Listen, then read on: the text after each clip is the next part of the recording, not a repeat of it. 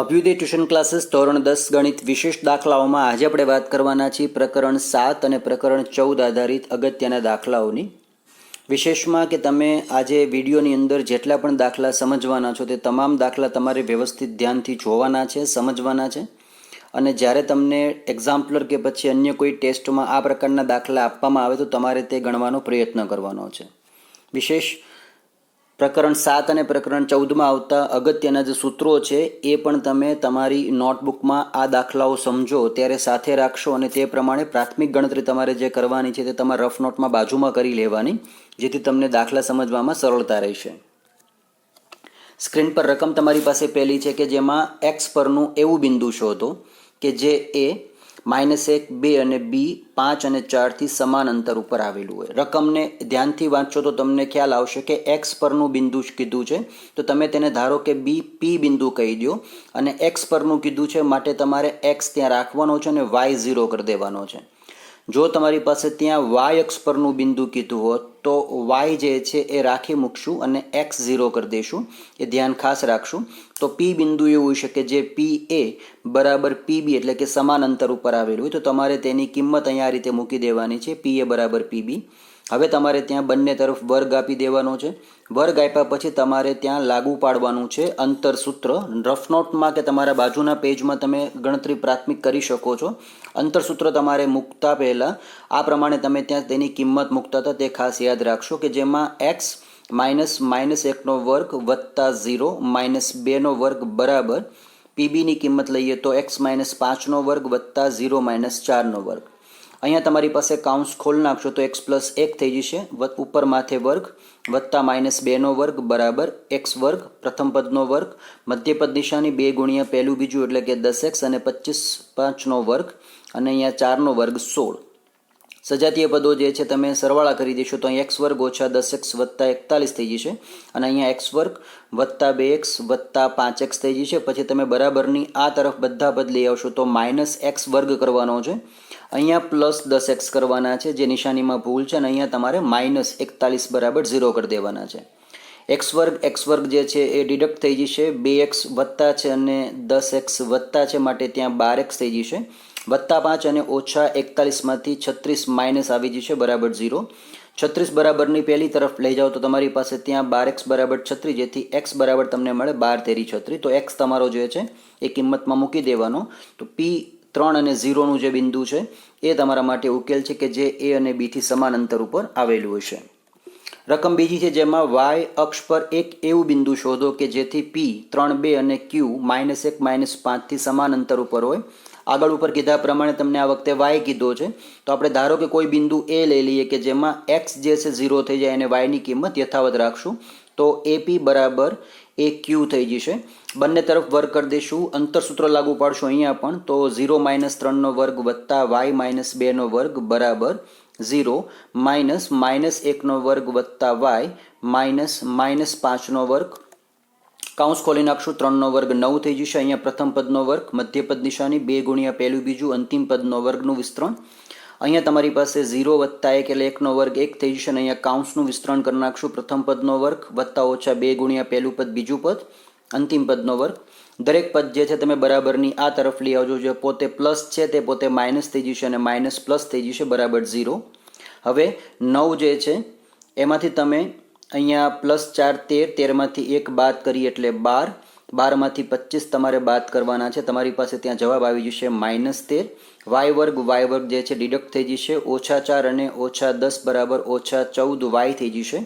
13 જે છે બરાબરની આ તરફ લઈ જાઓ, તમને વાય બરાબર મળી જશે -13/14. તો ધ્યાન ખાસ રાખશું કે અહીંયા નિશાનીમાં કોઈ ભૂલ ન થાય. તો આ બિંદુ જે આપણને મળ્યું છે એ 0 અને -13/14, આ બિંદુ જે છે એ પી અને ક્યુની વચ્ચે સમાન અંતર ઉપર આવેલું છે. ત્રીજી રકમ તમારી પાસે છે જેમાં પી એક્સ વાય એ 2, 3 અને બી -4 અને 1ને જોડતા રેખાખંડ એ બીના લંબ દ્વિભાજક પરનું કોઈ બિંદુ છે. તો એક્સ અને વાય વચ્ચેનો સંબંધ મેળવો. તો તમારે અહીંયા તમે આકૃતિમાં જોઈ શકો છો તે પ્રમાણે એલ જે છે એ બીને લંબ છે અને તેને 2 ભાગમાં વિભાજિત કરે છે. તો આ પી બિંદુ જે છે અહીંયા આપેલું છે એક્સ અને વાયનું. તો પી એક્સ વાય એ 2, 3 અને બી -4 અને 1 ને જોડતા એ બીના લંબ દ્વિભાજક પરના બિંદુ હોવાથી તે લંબ દ્વિભાજકના ગુણધર્મ પ્રમાણે પી જે છે એ અને બીની વચ્ચે એટલે કે સમાન અંતર ઉપર આવી જાય. તો ફરી પાછું તમારો દાખલો જે છે ઉદાહરણ 1 પ્રમાણે આવી જશે. તો અહીં એપી બરાબર પીબી બંને તરફ વર્ગ લાગુ પાડી દઈશું, પછી બંનેમાં અંતરસૂત્ર લાગુ પાડી દઈશું. રફકામમાં તમારે આ ગણતરી જે છે બેઝિકલી પૂરી કરી દેવાની છે. તો પી એનો વર્ગ કરીએ તો અહીં એક્સ ઓછા 2નો વર્ગ વત્તા વાય -3નો વર્ગ બરાબર એક્સ -4નો વર્ગ વત્તા વાય -1નો વર્ગ. વિસ્તરણ કરી નાખશું કાઉન્સનું તો એક્સ વર્ગ ઓછા 4x વત્તા 4 અને અહીંયા વાય વર્ગ ઓછા 3 દુ 6y વત્તા 9 બરાબર અહીંયા સામે એક્સ વત્તા 4નો વર્ગ વત્તા વાય ઓછા 1નો વર્ગ. એટલે કે આનું તમે વિસ્તરણ કરશો તો પ્રથમ પદનો વર્ગ એક્સ વર્ગ ઓછા 4 દુ 8x વત્તા 16 અને અહીંયા વાય વર્ગ ઓછા 2y વત્તા 1 થઈ જશે બરાબર 0.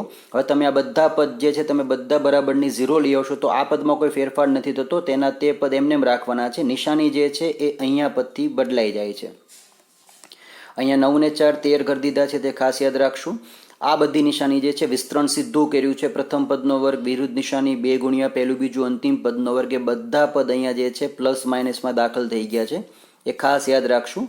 બરાબર 0 થઈ ગયા છે. હવે સજાતીય પદોના બાદબાકી કરીએ તો એક્સ વર્ગ અને એક્સ વર્ગ જે છે ઉડી જશે. -4x જે છે એની સાથે તમારે -8x લેતા અહીંયા તમને -12x મળી જશે. 6y માઇનસ છે અને અહીંયા તમારી પાસે 2y પ્લસ છે, તમારી પાસે ત્યાં આવી જશે -4y અને વત્તા 13 છે અને અહીંયા ઓછા 1 છે, તમારી પાસે ત્યાં આવી જશે -4.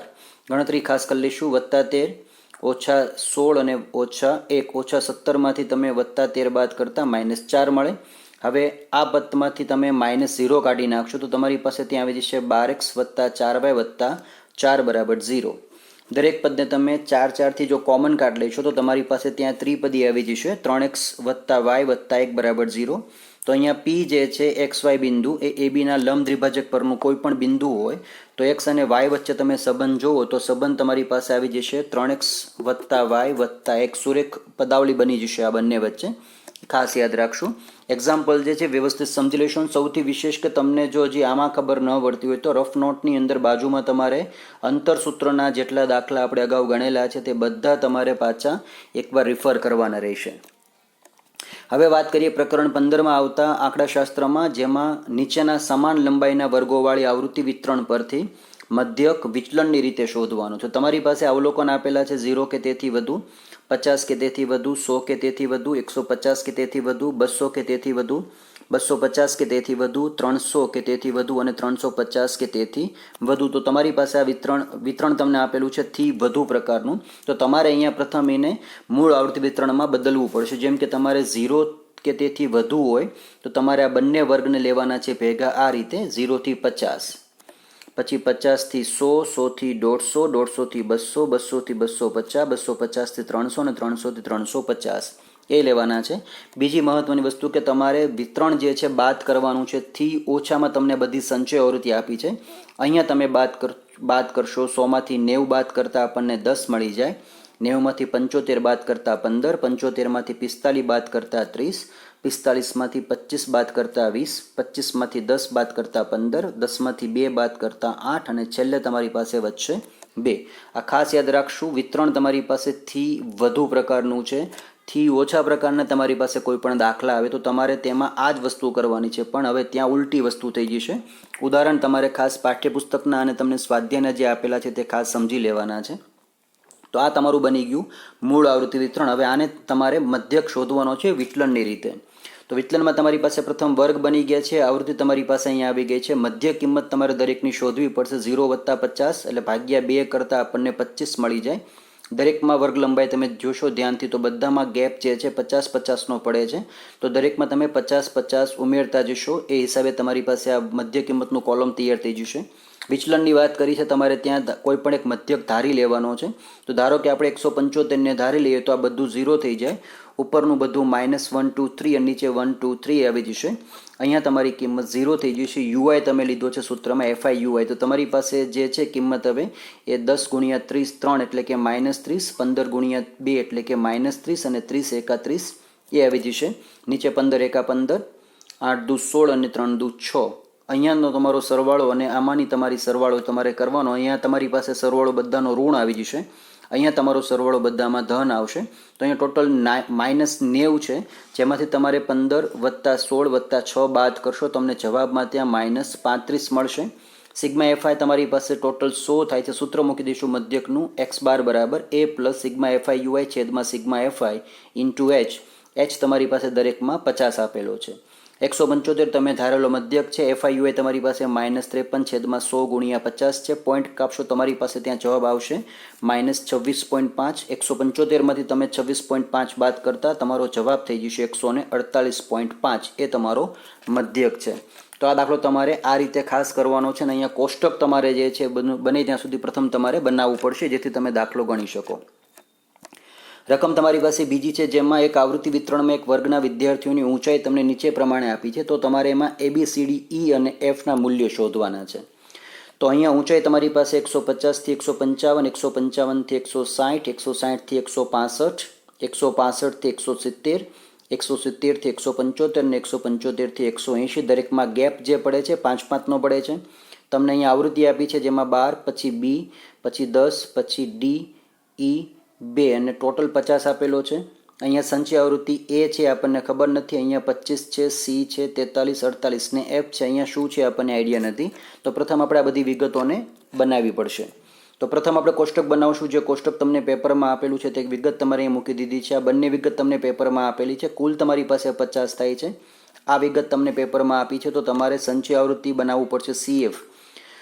તો અહીંયા 12 + A એટલે અહીંયા 12A, 12ના 12 મૂકી દઈશું, જે 12 આવતા હશે. ઉપરાંત તમારે અહીંયા B છે, તો અહીંયા 25 છે. તો તમારે ધ્યાન રાખવું પડશે કે 12 + B સંચય આવૃત્તિ ધ્યાન રાખશું. 12 + B, પછી 12 ને 10 22 + B, પછી 22 + B + D, પછી 22 + B + D + E અને 22 ને 2 24 B, D અને E. આ કોલમ તમારે ઊભું રાખવાનું છે. આ કોલમ તમે હવે બનાવ્યું છે. સંચય આવૃત્તિમાં છેલ્લા 2 કોષ્ટકમાં તમે જો ધ્યાનથી જુઓ તો તમને આઈડિયા આવી જશે કે તમને બીજી કોઈ ત્રીજી કિંમત જે છે એમાંથી મળી જાય. જેમ કે A બરાબર જો 12 આવતા હોય તો તમે 12 + B બરાબર 25 છે. 12 + B બરાબર તમને અહીંયા 25 છે. તમે ત્યાં B શોધવું હોય તો શોધી શકો, જેથી તમને A મળી જશે. 25માંથી 12 બાદ કરતાં આપણને જવાબ મળશે 13. એવી રીતે તમારી પાસે બીજું કોલમ છે 22 + B, જેમાં બરાબર C છે. અને અહીંયા તમારી પાસે 43 બરાબર 22 + B + D છે. તમને B જે છે મળી ગયો છે 13. એ તમે આ કોલમમાં મૂકો તો 22 + 13 બરાબર C થઈ જાય. તો 22 + BD + E બરાબર 48, જેમાં B તમારે 13 મૂકવાનો, D તમારી પાસે ત્યાં 8 આવી જાય અને E તમારી પાસે 3 થઈ જાય.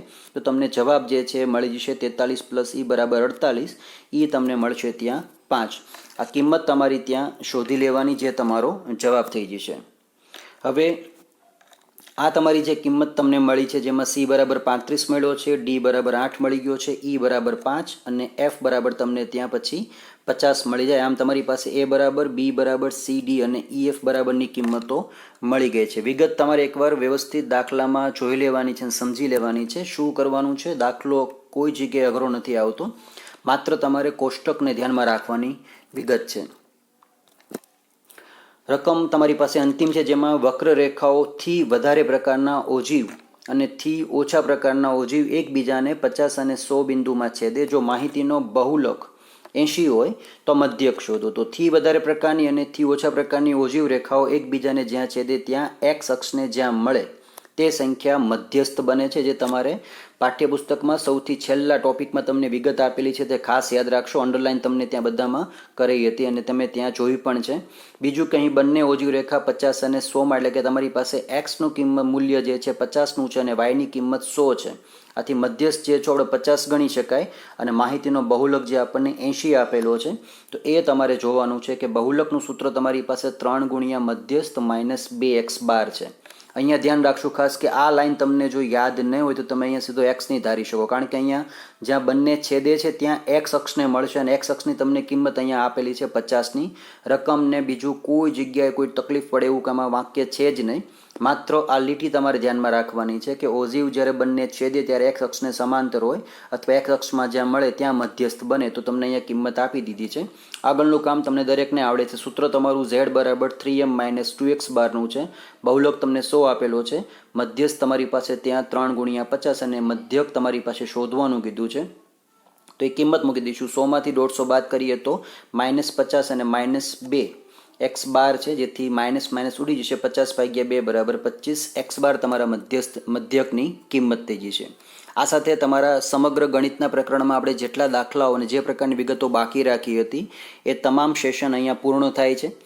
એકવાર ફરીથી આ તમામ વિડીયો જે છે તમે ધ્યાનથી જોઈ લેશો અને સમજી લેશો અને દાખલાઓ ગણવાનો પ્રયત્ન જે છે ચાલુ રાખશો, મહાવરો વધારશો, જેથી તમને આ પ્રકારના દાખલા પરીક્ષામાં જ્યારે પૂછવામાં આવે ત્યારે તમે તે વ્યવસ્થિત ગણી શકો.